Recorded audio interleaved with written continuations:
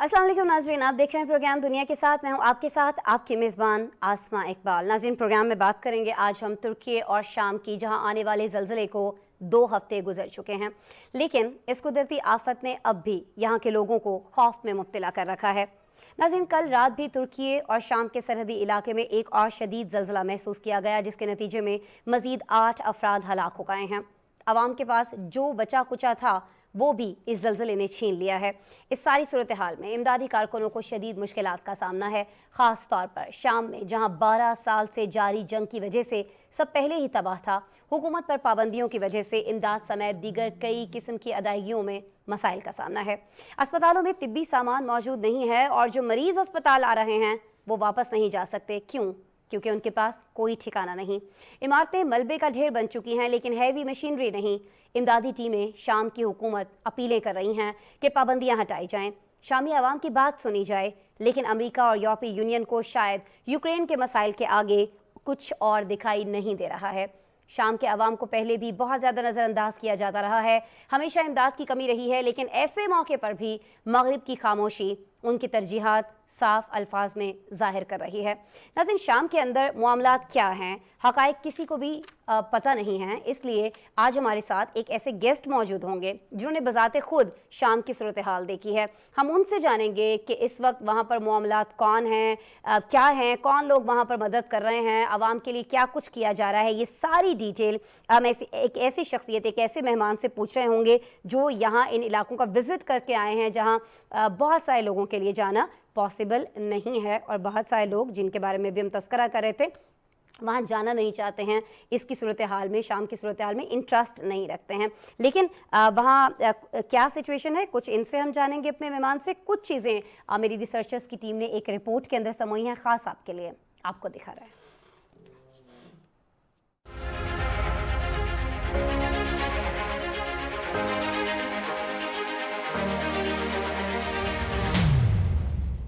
तुर्की और शाम के सरहदी इलाके में 2 हफ्ते कबल आने वाले तबाहकुन जल्जले के बाद अब भी जल्जले के झटके महसूस किए जा रहे हैं। खबर एजेंसी के मुताबिक दोनों मुल्कों में सोमवार की रात को 6.4 की नौयत से आने वाले जल्जले में मजीद 8 अफराद जाँ बहक और सैकड़ों जख्मी हो गए।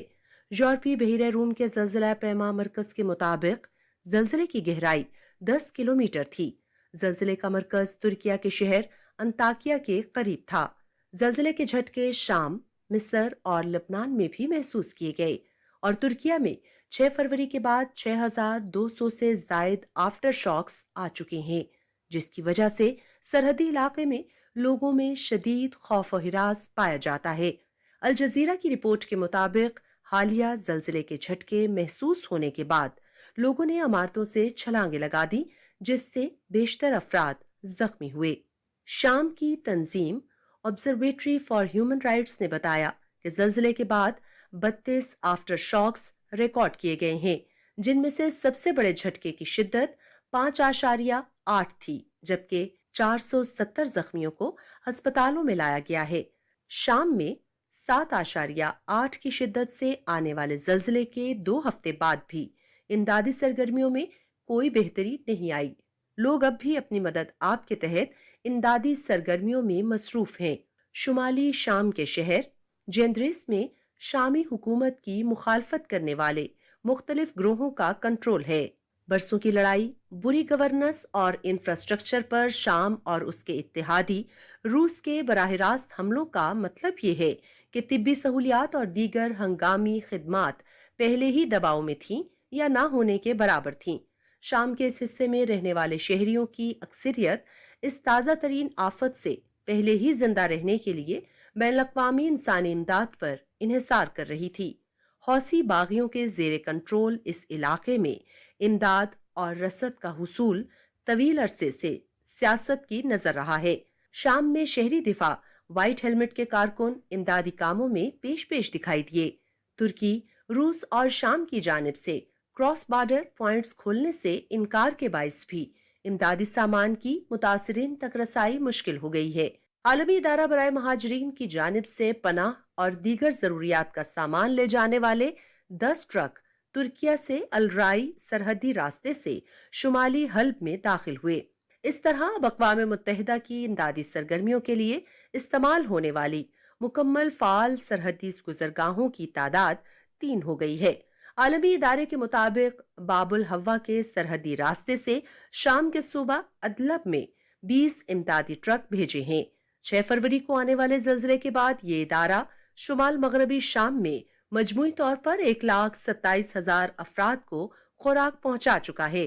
اقوام متحدہ کے پاپولیشن فنڈ کے مطابق زلزلہ متاثرین میں ایسی 3,26,000 حاملہ خواتین بھی شامل ہیں جنہیں بنیادی صحت کی سہولتوں تک رسائی دینے کی فوری ضرورت ہے، جبکہ مغربی شام میں 40 لاکھ سے زائد لوگوں کو بحالی کے لیے امداد کی ضرورت ہے۔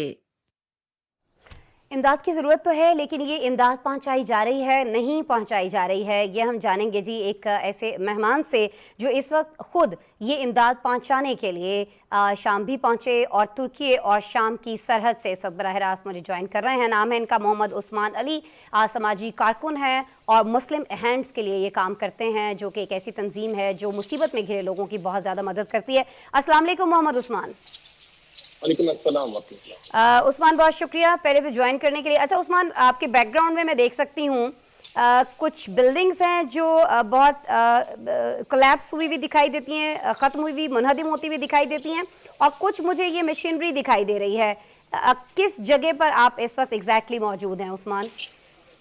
جی، سب سے پہلے آپ کا اور آپ کی ٹیم کا بہت بہت شکریہ۔ اور میں اس وقت ترکی اور سیریا کی جو حدود پہ موجود انطاکیہ، جو کہ پہلے زلزلے کا مرکز تھا، اس شہر میں موجود ہوں۔ ٹھیک ہے۔ اور یہ جو بلڈنگز ہیں، یہ آپ کہیں کہ پہلے زلزلے اس کے بعد کچھ بعد میں بھی گری ہیں، تو یہ انطاکیہ کا مرکز ہے۔ ٹھیک ہے۔ اچھا عثمان، ابھی پچھلے دنوں کئی 3 سے 4 روز پہلے میں نے ایک شامی لڑکی کا ایک ویڈیو دیکھا تھا جس میں وہ بری طرح سے رو رہی تھی، اور اس کا کہنا یہ تھا کہ ہم شامی عوام پہلے ہی چونکہ جنگ کے ماحول میں ہے، یہاں پہلے ہی بہت زیادہ تباہی تھی، لیکن اب اس زلزلے نے سب کچھ تقریباً ختم کر دیا ہے، اور اس ساری سچویشن میں کوئی ہماری مدد کے لیے آنے کو بھی تیار نہیں ہے۔ تو آپ جب خود اس علاقے کے اندر پہنچے ہیں تو آپ نے کیا دیکھا ہے؟ صرف یہ امدادی کاروائیاں جو ہیں یہ ترکی کے اندر ہوتی ہوئی دکھائی دے رہی ہیں اور اس طرح سے شام میں نہیں ہو رہی ہیں عثمان؟ جی، بجا فرمانی کہ وہاں کے حالات جس طرح ابھی پہلے ذکر بھی ہوا کہ سیریا کی حدود کے ساتھ آلریڈی یہ ایسے لوگ ہیں جو کہ پہلے جنگ کا شکار ہوئے اور ترکی کی حدود کے قریب انہوں نے پناہ لی، تو اکثر جو ہے وہ لوگ آلریڈی خیموں میں رہ رہے تھے، لیکن اس زلزلے کی وجہ سے کچھ لوگوں نے گزشتہ سالوں میں اگر وہاں پر بلڈنگ میں کچھ شفٹیں کی، گھر بنانے کی، اگر ان کو اللہ تعالیٰ نے توفیق عطا فرمائی تو اس زلزلے کی زد میں آ گئے ہیں۔ جہاں تک امداد کا تعلق ہے تو شروع سے کیونکہ زیادہ تر ان کے جو امداد کے رستے ہیں وہ ترکی سے جاتے ہیں، لیکن ترکی کے جو نیچے والے صوبے تھے ان کے رستے ہی تباہ برباد ہو گئے، تو اس وجہ سے امداد میں تھوڑی سی رکاوٹ ہوئی، لیکن الحمدللہ ہم بھی کل پہنچے فیلڈ میں، اور وہاں پر موجود جو ہمارے آلریڈی آفیسز تھے تو وہ جو ہے فرسٹ لائن پہ وہاں پر امداد کر رہے ہیں۔ ٹھیک ہے۔ اچھا کچھ اور ممالک بھی آپ کو دکھائی دیتے ہیں؟ پاکستان ہے، دیگر اور ممالک ہیں جن کا ہم اکثر ذکر بھی کرتے رہتے ہیں، بہت بڑی تعداد میں امداد لے کر ترکی بھی پہنچ رہے ہیں، یہ سرحد یہ بارڈر بھی کراس کرتے ہیں اور شام میں بھی لوگوں کی جا کر مدد کرنے کی کوشش کرتے ہیں۔ کون کون سے ممالک کی زیادہ تنظیمیں آپ کو یہاں پر کام کرتی ہوئی دکھائی دے رہی ہیں؟ کس رفتار سے کام کیا جا رہا ہے؟ خاص طور پر میں آپ سے شام کا پوچھنا چاہ رہی ہوں عثمان۔ جی، شام میں جنرلی آپ دیکھیں کہ تو محکمے اور خصوص آپ کہیں کہ پاکستان کی تنظیمیں الحمدللہ وہاں پر موجود ہیں۔ آذربائیجان قریبی ملک ہے، اس کے ساتھ ساتھ آپ کہیں کہ ایون عراق کی طرف سے شروع میں ایمبولینسز پرووائڈ کی گئیں، تو ارد گرد جو دوست ممالک ہیں الحمدللہ ان کی تنظیمیں سیر فہرست آتی ہیں کہ انہوں نے اپنے بارڈر کے دروازے کھولے۔ اس کے ساتھ ساتھ مغرب سے اور ایشیا سے مختلف ممالک کی تنظیم یہاں پر موجود ہیں۔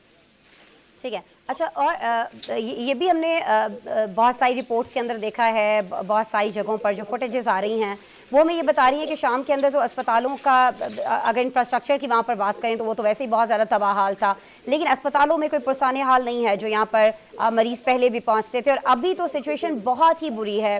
تو کچھ اسپتال ہیں اس کنڈیشن میں کہ وہاں سے اگر کوئی ملبے سے جو لوگ نکلے ہوں، اب تو خیر بہت تاخیر بھی ہو گئی ہے، لیکن تب جب فوری طور پر یہ زلزلہ آیا تھا جو لوگ نکلے ہوں ان کو کہیں نہ کہیں طبی امداد مل رہی ہو شام کے اندر ہاسپٹلز میں؟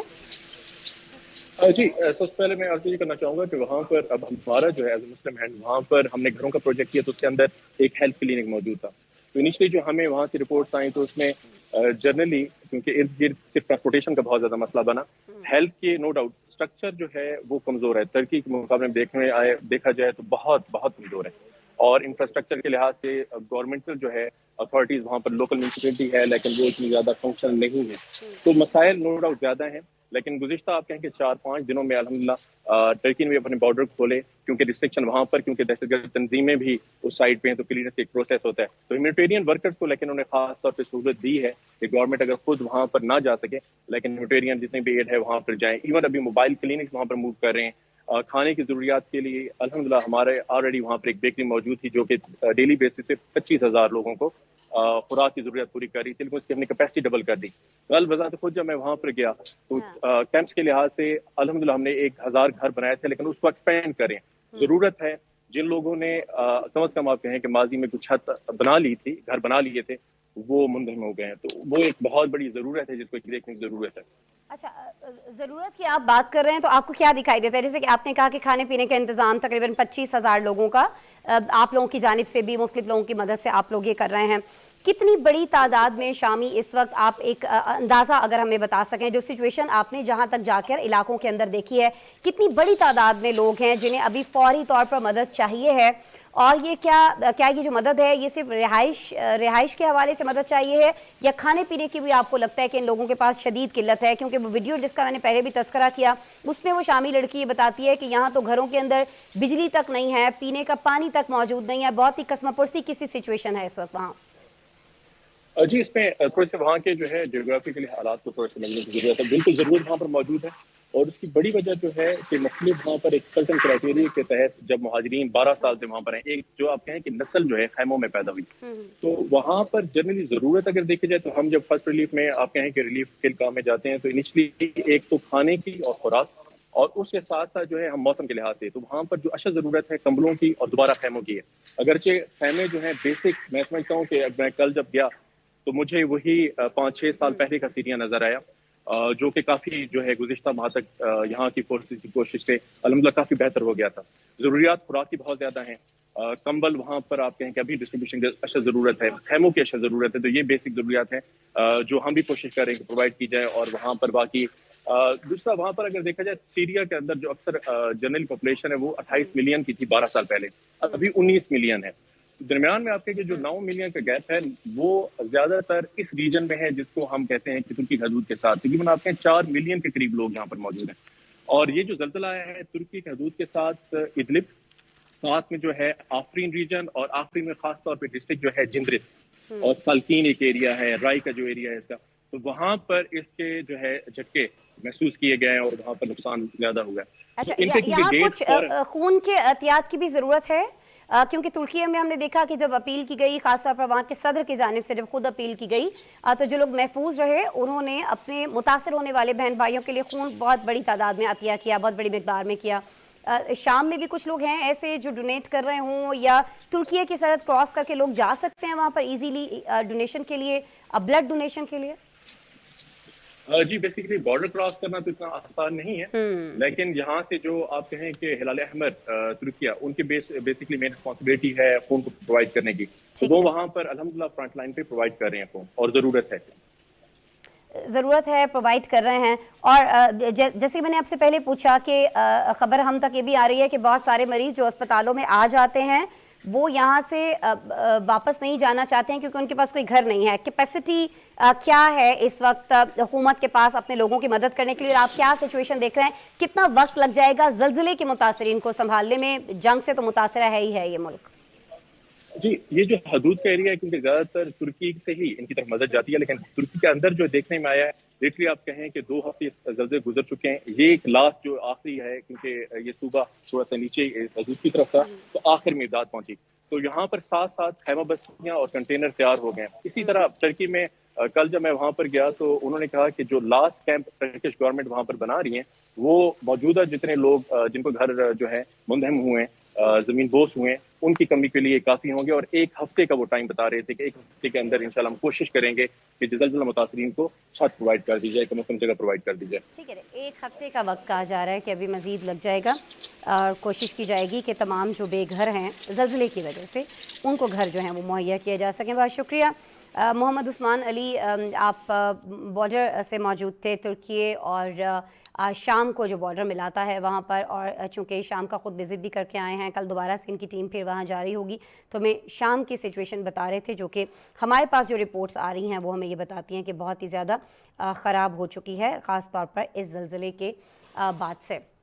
नज़र हम रखे हुए हैं, आपको बाखबर भी रखे हुए हैं, आगे चलकर भी आपको आगाह करते रहेंगे इस हवाले से, क्योंकि रात एक और ज़लज़ला भी जो आया है उसने भी यहाँ पर ख़ासा ज़्यादा नुकसान किया है।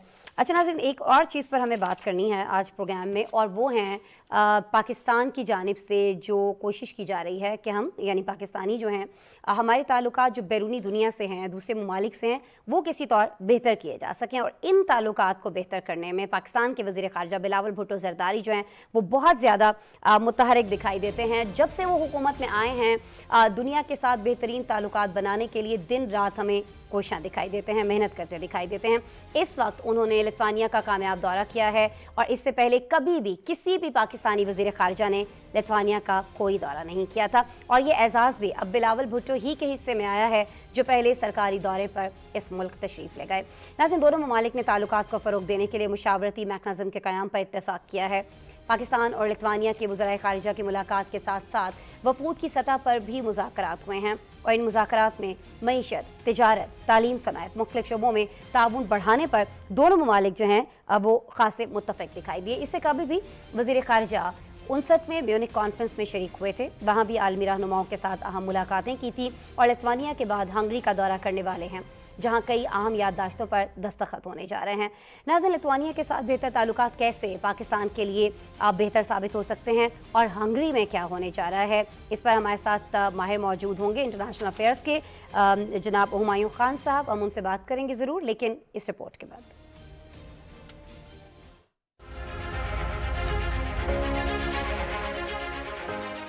वज़ीर ख़ारजा बिलावल भुट्टो ज़रदारी एक रोज़ा दौरे पर लिथुआनिया के दारुल हुकूमत विल्नियस पहुंचे। आला ओहदेदारों और पाकिस्तानी सफ़ीर डॉक्टर खालिद हुसैन मेमन ने सिफारती अमले के हमरा वज़ीर ख़ारजा का इस्तकबाल किया। लिथुआनिया के दारुल हुकूमत विल्नियस में वज़ीर ख़ारजा बिलावल भुट्टो ज़रदारी और उनके हम मनसब के दरमियान मुज़ाकरात में मईशत, तिजारत, तालीम समेत मुख्तलिफ शोबों में ताउन पर तबादला ख्याल हुआ। दोनों रहनुमाओं ने दीगर अहम उमूर पर भी गुफ्तगू की। वज़ीर ख़ारजा बिलावल भुट्टो ज़रदारी की लिथुआनिया के वज़ीर ट्रांसपोर्ट से मुलाकात हुई, जिसमें ट्रांसपोर्ट, बुनियादी ढांचे और रवाबित के फ़रोग़ के लिए ताउन को वुसअत देने पर बातचीत हुई।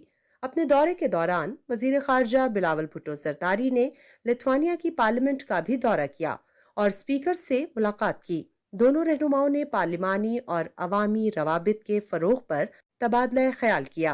वज़ीर ख़ारजा बिलावल भुट्टो ज़रदारी ने पार्लियामेंट के दौरे के मौके पर आज़ादी की जिद्दोजहद में जाने कुर्बान करने वालों की यादगार पर फूल भी चढ़ाए। इससे कबल वज़ीर ख़ारजा बिलावल भुट्टो ज़रदारी 59वीं म्यूनिख कॉन्फ्रेंस में शरीक हुए थे। उनकी यूरोपीय कौंसिल के नायब सदर Joseph boreal, international crisis group के सरबराह डॉक्टर कम्फर्ट एरो, उर्दन के नायब वज़ीर आज़म, चीन, सऊदी अरब, नॉर्वेजियन, माल्टा के वज़राए ख़ारजा से अलग अलग मुलाकातें हुईं, जिनमें दो तरफ़ा ताल्लुकात पर बातचीत की गई। वज़ीर ख़ारजा बिलावल भुट्टो ज़रदारी ने अपने दौरे के दौरान अमरीकी टीवी को दिए गए इंटरव्यू में कहा कि पाकिस्तान अपनी तारीख के बदतरीन मुआशी बहरान का सामना कर रहा है। यूक्रेन जंग और सैलाब ने मुल्की मईशत को तबाह किया, लेकिन पाकिस्तान एक बार फिर उभरती मईशत बनकर अपने मसाइल हल कर सकता है। Are uncomfortable with the thought of an extended war in Europe and what that means. Obviously, first and foremost for the people of Ukraine, the people of Russia, the people directly affected, but also for those of us in the global south. As a result, as a direct result of this war, we'll suffer energy insecurity, food insecurity, inflation, and a whole host of challenges that we can't afford right now. Humayun Khan साहब मौजूद हैं जी, हमारे साथ माहिर हैं बैनुल-अक़वामी उमूर के, उनसे बात करते हैं इस दौरे के हवाले से, उनसे मज़ीद जानते हैं। अस्सलाम वालेकुम हुमायूं साहब। हुमायूं साहब, आपको आवाज़ आ रही है मेरी? जी वालेकुम। हुमायूं साहब बहुत शुक्रिया, आप वक्त निकाल रहे हैं। हुमायूं साहब, किसी भी वज़ीर ख़ारिजा का अगर पाकिस्तान की बात की जाए, वज़ीर ख़ारिजा बिलावल भुट्टो ज़रदारी जो हैं वो पहले वज़ीर ख़ारिजा बन गए हैं जिन्होंने लिथुआनिया का दौरा किया है। सबसे पहले तो ये बताइएगा कि जब इतने सारे वज़राए ख़ारिजा गुजर गए, उन्होंने इस मुल्क का कभी दौरा नहीं किया, तो अब मौजूदा वज़ीर ख़ारिजा जो है वो ये दौरा क्यों कर रहे हैं? क्या ज़रूरत थी पाकिस्तान को इसकी? फ़ायदा क्या होगा सर इससे? जी थैंक यू अस्मा। बेसिकली आप पिछले एक साल से पाकिस्तान के अगर पॉइंट ऑफ व्यू को देखें और जिस तरह बाकी दुनिया के बहुत सारे ममालिक के साथ हमने एक बड़ी एग्रेसिव अपनी फॉरेन पॉलिसी अप्रोच रखी और अपने ताल्लुकात बनाने की कोशिश की। एक चीज बड़े अरसे से पाकिस्तान जाहिर करने की कोशिश कर रहा है कि हम दुनिया में किसी कैंप पॉलिटिक्स का हिस्सा नहीं बनना चाहते। हम तमाम ममालिक के साथ बराबरी के साथ और एक अपने उन ताल्लुकात के साथ जिसमें रिस्पेक्ट का आंसर हो उसके साथ डेवलप करना चाहते हैं। इस चीज से कतई नजर कि कौन किसके साथ अपने ताल्लुकात रख रहा है। इसी वजह से हम चाह रहे थे कि हमारे रशिया के साथ भी ताल्लुकात बेहतर हो, हमारे अमेरिका के साथ ताल्लुकात बेहतर हो, हमारे चाइना के साथ ताल्लुकात बेहतर हो। ये उसी तनाजुर में पाकिस्तान फॉरेन पॉलिसी का एक बड़ा अहम नुक्ता है कि जिसमें पहली दफा पाकिस्तान का जो वजीर खारजा है वो इन ममालिक में, बाल्टिक कंट्रीज बड़ी अहम है। ये अगर आप इन 3 ममालिक को देखें जो बाल्टिक रीजन जिनको कहा जाता है, लैटविया, लिथुआनिया और एस्टोनिया जो हैं, ये नेटो का भी हिस्सा है। नेटो के बड़े अहम मेंबर ममालिक के अंदर इनको शुमार किया जाता है। ईयू का हिस्सा है, यूरो जोन का हिस्सा है, organisation of economic cooperation development एक बहुत बड़ी ऑर्गेनाइजेशन है, उसका हिस्सा है। तो इन ममालिक के साथ ताल्लुकात रखना बड़ी अहमियत का हामिल था। अभी जिस तरह आपकी रिपोर्ट में बताया गया कि वो अपने इस ट्रिप में फॉरेन मिनिस्टर को मिले, ट्रांसपोर्ट मिनिस्टर को मिले, जो उनके पार्लियामेंट के जो प्रेसिडेंट कहलाते हैं, स्पीकर कहलाते हैं, उनके साथ मीटिंग हुई। तो ये बड़ी एक अहमियत का हामिल था क्योंकि जो लिथुआनिया है एक एग्रीकल्चर कंट्री से पिछले 15-20 सालों में एक high tech high income country के तौर पे ये उभरा है। उनके पास बहुत सारी चीजों के अंदर एक्सपर्टीज है, जिसमें आईटी है, फार्मास्यूटिकल है, एजुकेशन है, और ये वो चीजें हैं जिसका पाकिस्तान को बड़ा जो है अब अगर हम सीपैक के सेकंड फेज में इंडस्ट्रियलाइजेशन की तरफ जा रहे हैं तो इन चीजों का अगर इस्तेमाल, इन चीजों की एक्सपर्टीज हमारे पास आती है तो बहुत बेहतर होगा। फिर उसके बाद जो है वहां पे मुख्तलिफ यादाश्तों के ऊपर दस्तखत किए गए। बेसिकली अपने उन ताल्लुकात को जो बड़े अरसे से अगर आप उनको सर्द मेरी तो मैं नहीं कहूंगा, लेकिन ये था कि उसकी तरफ जरा खास तवज्जो नहीं थी। अब जो है रिन्यूड एम्फेसिस है इस पर्टिकुलर गवर्नमेंट का और इस फॉरेन मिनिस्ट्री का कि तमाम ममालिक के साथ मिलकर करें। इसके बाद जिस तरह आपने बताया हंगरी जा रहे हैं, वहां पे भी हमारे उनके साथ बड़े बेहतरीन ताल्लुकात हैं।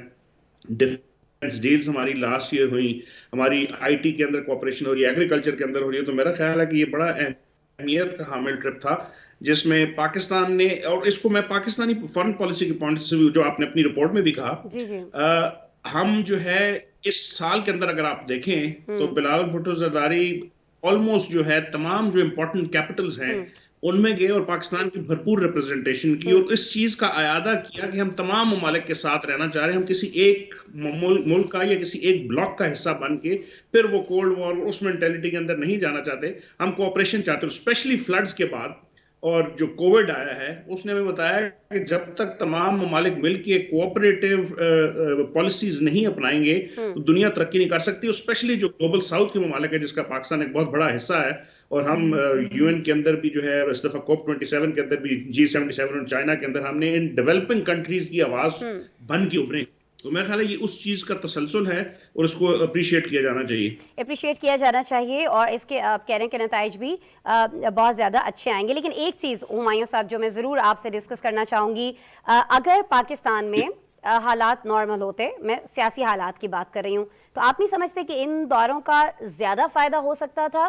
क्योंकि अभी पाकिस्तान में जो एक सियासी तौर पर जो कहा जाए कि गैर यकीनी पाई जाती है, और अभी जो हालात हैं मुल्क के अंदर, मईशत के बारे में भी बहुत सारी बातें हो रही हैं, हुकूमत की जानिब से कहा जा रहा है संभल चुकी है, अपोजिशन बहुत ज़्यादा तनकीद भी करती इस पर दिखाई देती है। तो आपको नहीं लगता कि अगर ये सूरत हाल संभाल ली जाए मुल्क के अंदर जो हमारे सियासत को लेकर है, तो हमें इन तमाम दौरों के ज़्यादा फ़ायदे हो सकते हैं, वज़ीर ख़ारिजा की जो मेहनत है वो ज़्यादा रंग ला सकती है? हुमायूं साहब जी बिल्कुल, एब्सोल्युटली, इसमें कोई दो राय नहीं। और उसकी रीजन ये है कि आपकी जो फॉरेन पॉलिसी होती है वो आपकी डोमेस्टिक पॉलिसी की बेसिस पे होती है। अगर आपके मुल्क के अपने अंदर हालात बहुत ज्यादा खराब हों या आपकी चीजें ठीक ना चल रही हों तो आप अपने फॉरेन पॉलिसीज ऑब्जेक्टिव पूरे नहीं कर सकते। और इसका सबसे बड़ा जो है नुकसान जो अब हमने देखा वो यही कि जो पॉलिटिकल इंस्टेबिलिटी इतने अरसे से रही اس میں IMF کے ساتھ جو نیگوسیشنز ہوئی اس کے اندر بہت دیر تک جو ہے گورنمنٹ کو جو ہے بہت کوششیں کرنا پڑی, اور جو 9th ریویو تھا وہ بڑی مشکلوں سے پاس ہوا, اور گورنمنٹ کو بہت ساری چیزیں اس وجہ سے کرنا پڑی کیونکہ اپوزیشن جو تھی وہ اس کو پولیٹیکل اپنی گین اور مائلیج کر رہی تھی. تو یہی چیز جب آپ کے ملک میں اپنے حالات بہتر ہوں تو آپ جب باہر کے دورے کرتے ہیں تو آپ ایک بڑے کانفیڈنس سے کرتے ہیں, لیکن باوجود اس کے اب اس چیز کا اس سے قطع نظر کہ ملک میں جو ہے پولیٹیکل انسٹیبلٹی جو ہے اپوزیشن پرٹیکولرلی کی طرف سے جو ہے بہت زیادہ بڑھا چڑھا کے کی جا رہی ہے, لیکن اب اس کا کچھ کیا نہیں جا سکتا, اور اس لیے فارن منسٹر یا فارن منسٹری جو ہے وہ اپنے دوروں کو چھوڑ نہیں سکتی, وہ اپنی کوششیں کر رہی ہے. اور میں نے دیکھا کہ اس کوششوں کا رنگ اس سینس میں, جس طرح بھی آپ نے کہا کہ میونک سیکورٹی کاؤنسل جو ہوئی, کانفرنس ہوئی, اس میں ان کی جو اپنے چینی ہم منصب کے ساتھ بات ہوئی, انٹرنیشنل کرائسس گروپ کے ساتھ بات ہوئی, یورپین یونین کے جو ڈپٹی پریزیڈنٹ, ان چیزوں کا اب ہم نے جو دیکھا, اب ہمیں اندیا مل رہا ہے اپنے دوست ممالک کی طرف سے کہ جیسے ہی ہمارے IMF کے ساتھ تعلقات فائنل اسٹیپ کے اندر چلے جائیں گے تو وہ ممالک بھی اب آگے بڑھ کے ہماری اکنامک اسٹیبلٹی کی جو کوششیں ہیں ان کے اندر اپنی کنٹریبیوشن کریں گے. تو یہ بیسکلی گورنمنٹ آف پاکستان کی اور ٹیم پاکستان کی بہت بڑی سکسیس ہے کہ وہ باوجود ان خراب حالات میں, جس میں دہشت گردی دوبارہ آ گئی ہے, جس میں آپ جو ہے افغانستان کے مسئلہ جس کے اوپر فارن منسٹر کی بہت سارے جگہوں پہ بات ہوئی, امریکن ٹی وی کے اوپر بھی انہوں نے اس کا اظہار کیا,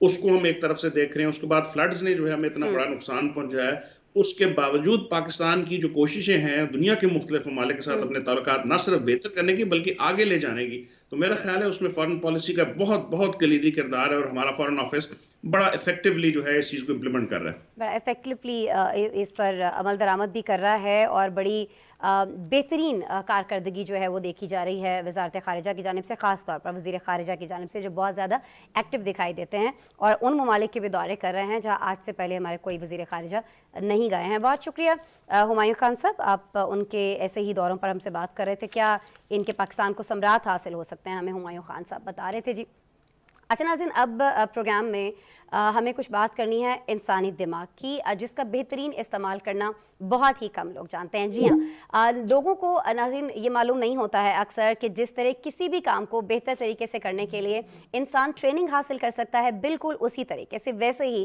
انسانی دماغ کی صلاحیت کو بڑھانے, کم وقت میں زیادہ سیکھنے کے لیے تربیت دی جا سکتی ہے. اور اسی سلسلے میں پاکستانی خاتون ثانیہ عالم بہت بہترین کام کر رہی ہیں. ان کی انہی خدمات پر ثانیہ کو برطانیہ میں brain of the year award دیا گیا ہے.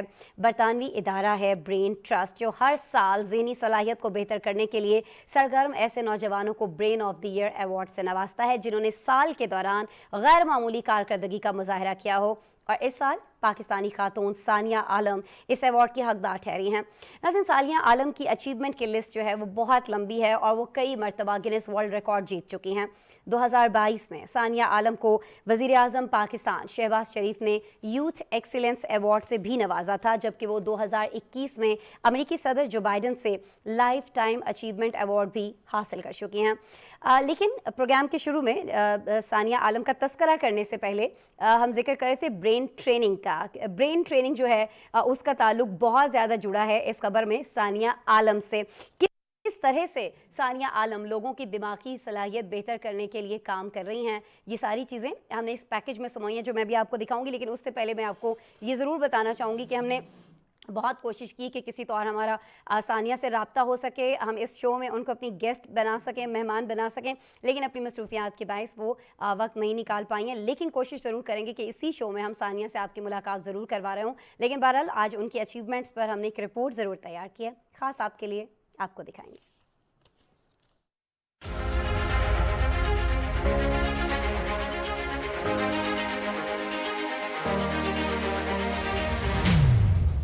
پاکستان کی ہونہار نوجوان ثانیہ عالم کو برطانوی ادارے برین ٹرسٹ نے برین آف دی ایئر 2023-24 کے ایوارڈ سے نوازا ہے. یہ اعزاز انہیں انسانی دماغ کی صلاحیت کو بہتر بنانے پر ان کی خدمات پر دیا گیا ہے. اس تنظیم کی جانب سے 15 ممالک کے مرد و خواتین میں ذہانت کا مقابلہ کرایا گیا تھا, جس میں پاکستانی خاتون فاتح قرار پائیں. برطانوی میڈیا رپورٹ کے مطابق برین ٹرسٹ کی بنیاد 1990 میں رکھی گئی تھی, جب ہر سال دنیا کے بہترین دماغ رکھنے والوں کو ایوارڈ سے نوازا جاتا ہے. ثانیہ عالم کو یہ ایوارڈ لندن میں منعقدہ ایک تقریب کے دوران پیش کیا گیا. ثانیہ یہ ایوارڈ جیتنے والی پہلی پاکستانی خاتون ہیں. اس سے قبل پاکستانی مصنف आरिफ अनीस ये अवार्ड हासिल करने में कामयाब हुए थे। सानिया इससे कबल 4 गिनीज वर्ल्ड रिकॉर्ड के साथ वर्ल्ड माइंड मैपिंग चैंपियनशिप में भी कामयाबियां समेट चुकी हैं। 2022 में सानिया आलम को वज़ीर-ए-आज़म पाकिस्तान मोहम्मद शहबाज शरीफ ने यूथ एक्सीलेंट अवार्ड से भी नवाजा था, जबकि वो 2021 में अमेरिकी सदर जो बाइडन से लाइफ टाइम अचीवमेंट अवार्ड भी हासिल कर चुकी हैं। सानिया आलम इस वक्त वज़ीर-ए-आज़म की national youth council of Pakistan के 33 मेंबरान में शामिल हैं, जिसका मकसद नौजवानों को पॉलिसी साजी में शामिल करना है। वो पाकिस्तान और अमेरिका समेत मुख्तलिफ ममालिक में फ्यूचरिस्टिक लर्निंग इंस्टीट्यूट चलाती हैं, जिसका बुनियादी मकसद लोगों की दिमागी सलाहियतों को बेहतर करने में मदद करना है। वो मल्टी नेशनल कंपनी के एग्जीक्यूटिव्स को उनकी सलाहियतें बेहतर बनाने के लिए ट्रेनिंग भी फराहम करती हैं। उनकी टीम अब तक जहनी खेलों के मुकाबलों में हिस्सा लेकर मुताद्दिद वर्ल्ड रिकॉर्ड भी कायम कर चुकी हैं। सानिया आलम के मुताबिक मौजूदा दौर में तालीम हो या कारोबार, जिंदगी के हर शोबे में सुपर लर्निंग की अहमियत तेजी से बढ़ रही है। सुपर लर्निंग दरअसल इंसानी दिमाग की सलाहियत को तेज करने से मुताल्लिक मुख्तलिफ लर्निंग के तरीके हैं, जिनको सीख कर तालीमी मैदान और प्रोफेशनल लाइफ में कारकर्दगी को बेहतर बनाने में मदद मिलती है। सुपर लर्निंग तेजी के साथ बगैर दबाव के सीखने का तरीकाकार है। सानिया पर उम्मीद है कि उनके इदारे फ्यूचरिस्टिक लर्निंग के मुतारिफ करदा माइंड मैपिंग कोर्सेज पाकिस्तान का मुस्तकबिल हैं, इसीलिए वो पाकिस्तान में आम अफराद के लिए इन कोर्सेज को काबिल उसूल बनाने के लिए अपना तमाम वक्त और तवानाई सर्व कर रही हैं। रिपोर्ट आपने देखी। अभी हम बात करेंगे पाकिस्तान सुपर लीग की, जिसके 10वें मैच में लाहौर कलंदर्स ने क्वेटा ग्लैडिएटर्स को नाजरीन 63 रन से शिकस्त दे दिया। ये दिलचस्प मुकाबले हैं जो जारी हैं। लाहौर कलंदर्स की टीम ने पहले बैटिंग की और मुकर्ररा 20 ओवर्स में 6 विकेटों के नुकसान पर 198 यानी 198 रन स्कोर किए। शाह हुप ने 47 रन की नुमाया इनिंग्स खेली। सिकंदर रजा 32 रन के साथ नॉट आउट रहे और इसके साथ साथ ओपनर बल्लेबाज मिर्जा बेग ने 31, हसनैन तलत 26 और फखर जमान ने 21 रन स्कोर किए। अच्छा, कुछ क्वेटा ग्लैडिएटर्स के बारे में भी मैं आपको बता देती हूँ कि जाहिर है उनके लिए ये जो 199 का उन्होंने हदफ हासिल करना था, ये एक बहुत ही मुश्किल चीज़ है जो उनके लिए जाहिर है कि करना बहुत ही दिख रहा था कि मुश्किल है शुरू से ही। लेकिन हुआ ये कि मुकर्ररा ओवर्स में 8 विकेटों के नुकसान पर ये टीम जो है ये 135 रन ही बना सकी। Jason Roy 48, Mohammad Hafeez 25, Martin जो है वो 15 रन पर आउट हो गए, जबकि कप्तान सरफराज अहमद 16 रन बनाकर नॉट आउट रहे। मेरे ख्याल में इस पर ना मैं अभी खासे सारे नाम जो हैं वो मैं आपको बता चुकी हूँ। पैकेज है या वो गेस्ट हैं जी हमारे साथ? अच्छा जी, प्रोड्यूसर साहब कह रहे हैं गेस्ट हम कर रहे हैं, पैकेज इस पे हम नहीं कर रहे हैं। मोहम्मद उवैस से क्योंकि हम डिटेल जान लेंगे सारी जो हमने आपको पैकेज में बतानी थी। अस्सलाम वालेकुम मोहम्मद उवैस। वालेकुम सलाम, कैसी हैं आसमा? ठीक है आप? मैं ठीक हूँ। मैं इतने सारे नाम बता के ना उवैस में भूल गई कि मुझे आपका इंट्रोडक्शन पूरा कराना है जी। मोहम्मद उवैस जो हैं वो पीटीवी न्यूज़ का हिस्सा भी हैं, हमारे कलीग भी हैं, स्पोर्ट्स एनालिस्ट हैं, बड़ी ग्रिप है इनकी और ये बड़े अच्छे खुद प्लेयर भी हैं क्रिकेट के। मोहम्मद उवैस बहुत शुक्रिया ज्वाइन करने के लिए। कुछ बताइएगा इस मैच के हवाले से।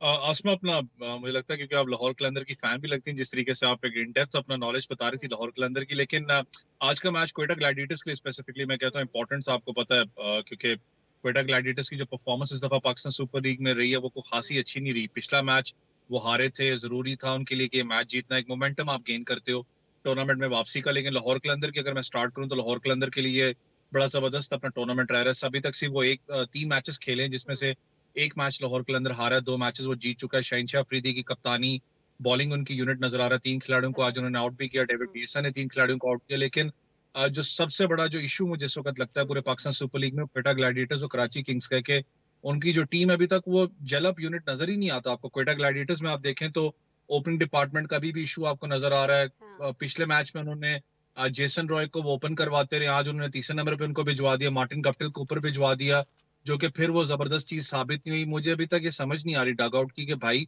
आपके पास विल स्मिथ बाहर बैठा हुआ है जिसने पिछले टूर्नामेंट के अंदर सबसे तगड़ी परफॉर्मेंस दिखाई थी, आप किस लिए उसको बाहर बिठा रहे हो टूर्नामेंट में? आप उसको अंदर खिलाओ, गप्टिल को आप बाहर बिठाओ। डिसीजंस आपको लेनी पड़ती हैं टफ अगर आपने टूर्नामेंट में रहना है।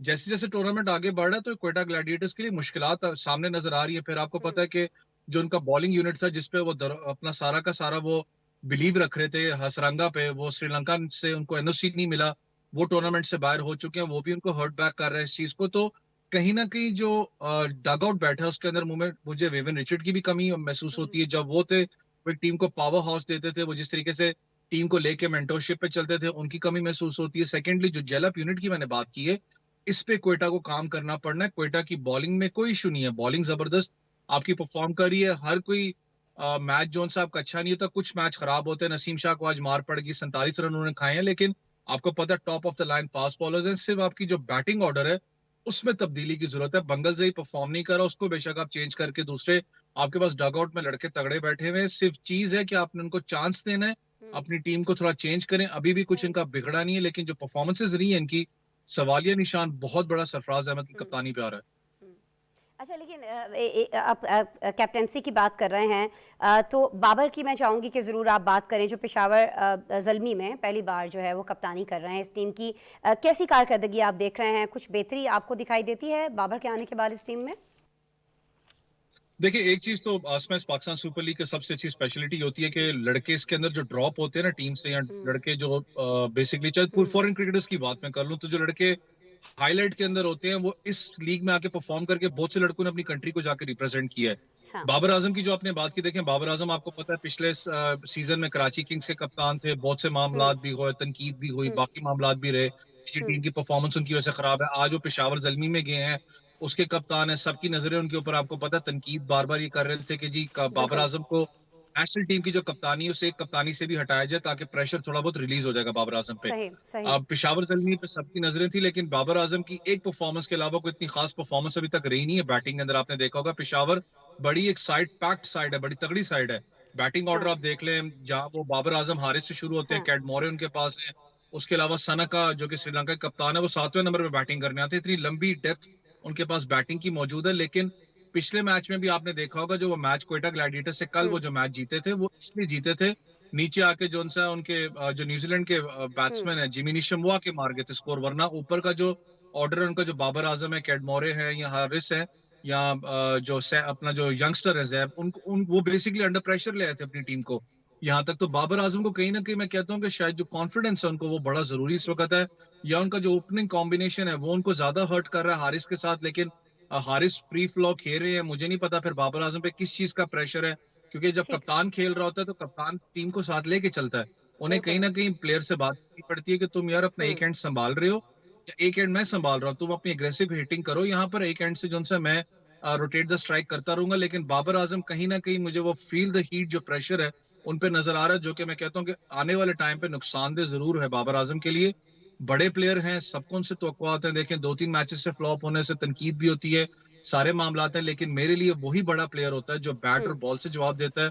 और पहले भी आपको पता है बहुत से प्लेयर्स ने ऐसे जवाब दे के बहुत से लोगों को चुप भी करवाया। अच्छा, एक और चीज़ मोहम्मद अवैस, प्लेयर्स के हवाले से, टीम्स के हवाले से तो हम बात करते ही रहते हैं। मैं चाहूँगी कि कुछ हम शायकीन क्रिकेट के हवाले से भी ज़रूर बात करें। जब मैचेस हो रहे हैं तो स्टेडियम में आपको क्राउड कैसा दिखाई दे रहा है? लोग आ रहे हैं मैचेस देखने के लिए? क्योंकि जब टिकट्स की बात हो रही थी, टिकट की कीमतों की बात हो रही थी, तो लोगों ने कहा कि कीमतें शायद बहुत ज़्यादा हैं। उसके बाद कुछ ना कुछ इसमें कमी भी की गई। कैसा आपको शायकीन की जानिब से जोश व खरोश दिखाई देता है इन सारे मैचेस के अंदर? कितना इंटरेस्ट ले रहे हैं लोग? असमा एक चीज तो इस दफा पाकिस्तान सुपर लीग की मैंने बताया ना, अच्छी ये चीज थी कि आपको डिफरेंट अपना ग्राउंड्स मिले हैं मैचेस पे। आपने देखा होगा सबसे ज्यादा शिकायत पिंडी वालों को होती थी कि यार इधर मैचेस नहीं होते, सबसे ज्यादा मैचेस हाँ। इस दफा पिंडी में खेले जाएंगे। फिर एक सही अच्छी सही। बात थी, आपको याद है एग्जीबिशन मैच जो ऑर्गेनाइज किया गया था, जिसने क्वेटा के अंदर जो एक पॉजिटिविटी है पूरी दुनिया को क्वेटा की दिखाई कि यार हम अमन पसंद लोग हैं, हम लोग यहाँ पर मैचेस ऑर्गेनाइज करके हमें मेहमान नवाज लोग हैं। जिस तरीके से वहां पर वेलकम किया गया क्राउड ने, जिस तरीके से किया है, उसके बाद आपको पता है पहली लेग जो उनसे मुल्तान में खेली जा रही है, कराची में क्राउड बड़ा जबरदस्त है। मुल्तान का तो आपको पता है एनर्जेटिक क्राउड हमेशा रहा है, जिस तरीके से वो पूरा एक जैम पैक स्टेडियम आपको नजर आता है। कराची का कुछ ना कुछ थोड़े से आपको याद है, पीछे भी जब सीरीज हुई थी टेस्ट मैच की या वनडे हुई, तो वहां पर क्राउड इतना खासा आपको नजर नहीं आया। अब हाँ। पाकिस्तान क्रिकेट बोर्ड अपनी पूरी कोशिश करता है कि हम लोग कुछ ना कुछ 50% नहीं, डिस्काउंट भी एक्चुअली उन लोगों ने वहाँ इस के दफा लोग जो टिकट हैं, क्योंकि मैं खुद बहुत अरसा रही हूँ कराची में, तो वहाँ के लोग तो बेचारे ज़्यादातर ट्रैफिक जैम में ही फंसे रहते हैं।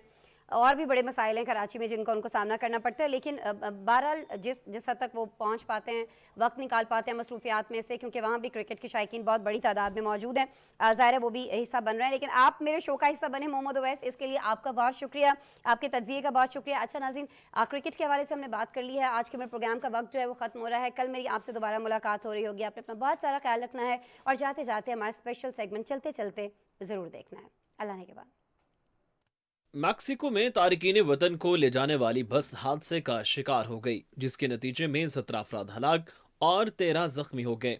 वेनेजुएला, कोलंबिया और वस्ती अमेरिका से ताल्लुक रखने वाले 45 तारकीन वतन लेकर ये बस मैक्सिको के जनूबी शहर से मैक्सिको सिटी आ रही थी कि हाईवे पर तेज रफ्तारी के बायस एक मोड़ काटते हुए उलट गई। हादसा इतना खौफनाक था कि 15 मुसाफिर मौके पर ही हलाक हो गए, जबकि शदीद 15 जख्मियों को अस्पताल मुंतकिल किया गया, जिनमें से 2 ने दौरान इलाज दम तोड़ दिया और मजीद 5 की हालत नाजुक होने के सबब हलाकतों में इजाफे का खदशा है।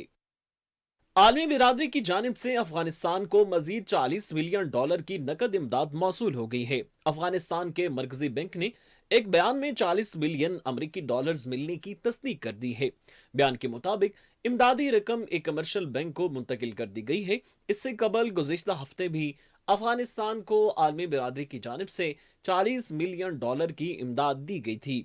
पाक फिजाइया के दस्ते की फिजाई मशक स्पीयर्स ऑफ विक्ट्री 2023 में कामयाब शिरकत। पाक फिजाइया के जांबाज पायलट्स ने 8 मुल्कों के फिजाई अमले के मद्दे मुकाबिल अपनी सलाहियतों और पेशा वराना महारत के जौहर दिखाए। मशक के दौरान पाक फिजाइया के JF-17 लड़ाका तैयारे को दुनिया के जदीद तरीन लड़ाका तैयारों के खिलाफ रखा गया। पाकिस्तानी लड़ाका तैयारे ने मशक में अपनी जंगी सलाहियत का लोहा मनवाया। बरतानिया की अजीम शान बहरी जहाज टाइटैनिक के डूबने के 110 साल से ज्यादा अरसे के बाद जेर समुंदर मौजूद टाइटैनिक की बाकियात की नायाब वीडियो जारी कर दी गई। फिल्म टाइटैनिक के 25 साल मुकम्मल होने के मौके पर 80 मिनट की वीडियो शेयर की गई है। इस नई वीडियो के जरिए टाइटैनिक के मलबे को इंसानी आंख अंदर और बाहर से बहुत करीब से देख सकती है। 15 अप्रैल 1912 को ये जहाज समुंदर में डूबा था, जबकि 1985 में इसे जेर जमीन दरियाफ्त किया गया था। इस वक्त दुनिया भर में बिजली, गैस इंसान की बुनियादी जरूरियात में शामिल हो चुकी हैं, लेकिन इटली का एक कबीला ऐसा भी है जो इसके बगैर जिंदगी गुजारने का कायल है। 3 बुजुर्गों पर मुश्तमिल इस कबीले के बानी की उम्र 72 बरस है। वो 50 साल से ज्यादा अरसे से अपने घर में बिजली और गैस के बगैर जिंदगी बसर कर रहे हैं। इनके घर में रहने वाले तीनों अफराद लकड़ियों की आग पर खाना पकाते हैं और सर्दियों में इस आग से हिरारत हासिल करते हैं। इसलिए उन्हें दुनिया भर में बिजली और गैस की बढ़ती कीमतों से भी कोई फर्क नहीं पड़ता।